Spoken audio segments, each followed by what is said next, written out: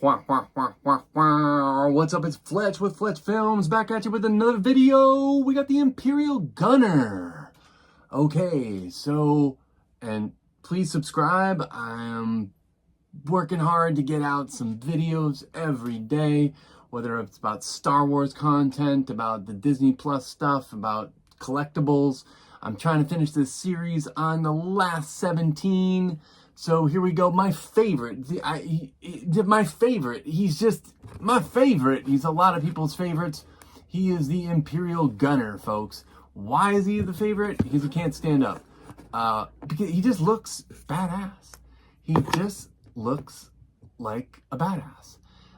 Things to look out for, whether you're a seasoned collector or you're brand new, is just definitely some rub on the belt. I believe that little tip right there could be also silver. So I think this guy has definitely got some little bit of wear and tear. The other things to look out for this guy is the emblems. He's got some little wear and tear on this guy. He definitely got some wear and tear right there too. Yeah. So the minty ones will have really nice crispy emblems, that kind of stuff going on.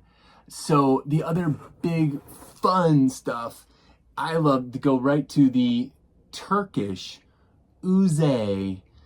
I guess you could call it it was listed as an unlicensed bootleg.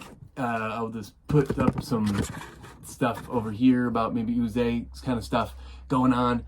And so yeah, the card backs had like a calculator on them, so it's not Lucasfilm licensed stuff. This is people in Turkey back in the 80s trying to put out this figure, and they were just throwing it together, and they just threw together this cool card back, and these things are sought after. I didn't even look up the dollar amounts on an Uze. It is through the roof. I mean, it's probably like, if I'm going to take a wild guess, like close to 10 grand or something like that. I'm going to I'll do some more research on the Uze, and I'll maybe put some examples up here of what maybe they would have sold for. But I'm going to put up a bunch more examples of just the regular ones. Graded, ungraded, loose, but graded. The prices are all over the place. Condition. I saw one bubble going like this for not as much, but then all of a sudden, you know, a nice one in really good condition, not even graded, went for close to 2,000 or 3,000. So this guy on the card, the Imperial Gunner, can go for some serious money, folks. And then the Pew is highly people do reproductions of this. I keep hold of this one to really show people what I'll put some close-ups later. It's more rounded off, and you'll see the L slot in the back of the Pew. I'm going to put some examples up right here. So definitely, if you're looking and trying to figure out if yours is real, this is going to be like the Endor type blaster, and it is has that L slot right there. So really look for the L slot. I'll put up a couple more graphics here. Wait, what?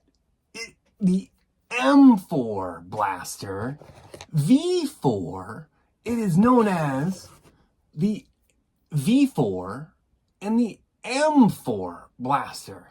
This little sucker, this little piece of, vacuum fodder, is by itself. I've seen this guy go for like 150 bucks, 125 bucks just for the blaster alone. And here I am trying to hold up my camera. Yeah.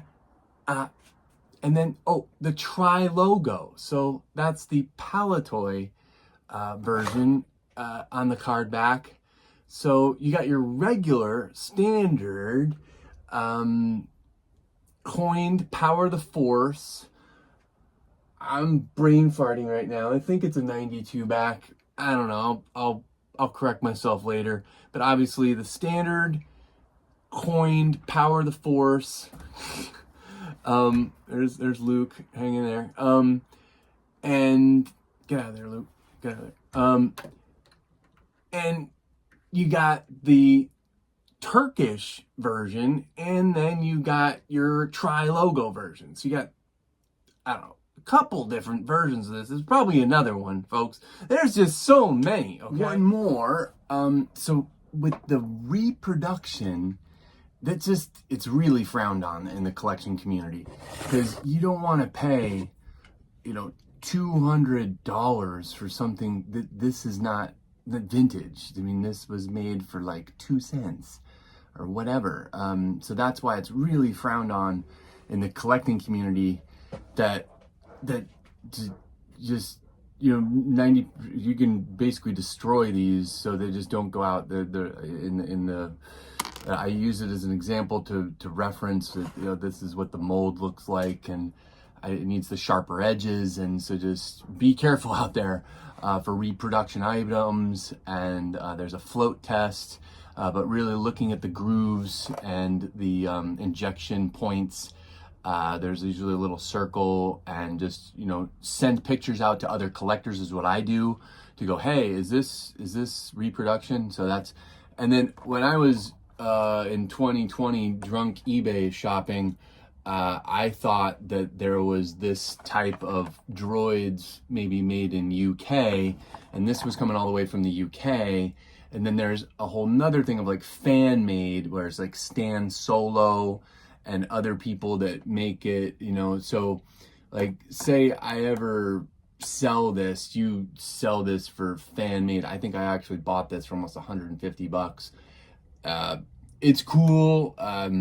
This was never made like this in the droids line. It's somebody who is a collector of Imperial gunners, like me, might think this is cool. So I got this in my collection, and it's just going to stay in my collection. If you ever sell fan made, you really definitely need to disclose, Stan Solo, or who made this fan made, close to production style vintage Kenner. Yeah. So just obviously the 2 cents are that reproduction is really, really, really, really, and people get passionate about it, frowned upon. And we don't want to, circulate reproduction items, because you want the authentic, real stuff. Yeah. So there's that. Peace out. This is Fletch with Fletch Films. You don't have to go home, but you can stay here. Until next time, rock out, rock out, rock out. Do not forget to check out my Skeleton Crew reviews. We're going to be checking out some deep dive on Skeleton Crew. Check out my next video over here, and peace out.